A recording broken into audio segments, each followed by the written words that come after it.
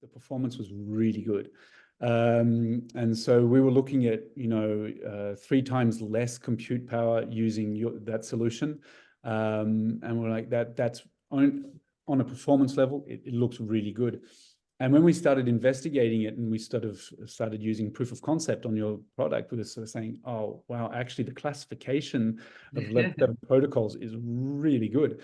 And so that's when we thought, well, we really need this. It was a performance thing first. And then when we started looking at, the granularity, the finesse, and how correct it was in classifying protocols.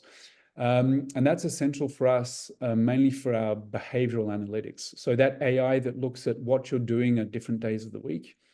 Because what we had before was about 60% of our traffic was put into the box unclassified. So between 30 and 60% of traffic was unclassified. So our AIs was kind of saying, well, this is difficult, guys. This is a difficult task. You're asking 30 to 60% is unknown. And when we moved to Cosmos, we found that all of the traffic was classified, and the granularity with which we could classify it was so refined. And we could classify it into different types of usage, and that allowed us to cluster assets. This is saying this is like a personal PC, this is a web server, this is a calculation server. And we found it straight away. So when we would make a clustering map of all the assets, before the assets were pretty much split up everywhere, we could find these little clusters and it didn't really work.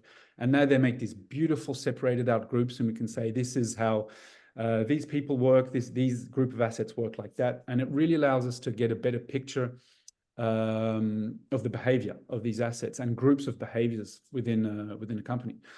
And so that really was, for us, it was, the decision point. We said we can't do without this. It's the way we cluster assets, the way we can predict behavior is so much better. And then you have all the added bonuses of retrocompatibility, and the documentation is fantastic. I mean, it was just such an easy integration. It really was such an easy integration. When we did the proof of concept, we'd planned for a whole sprint cycle, so 3 weeks. And at the end of 3 days, it was done. We're like, wow, this is really good.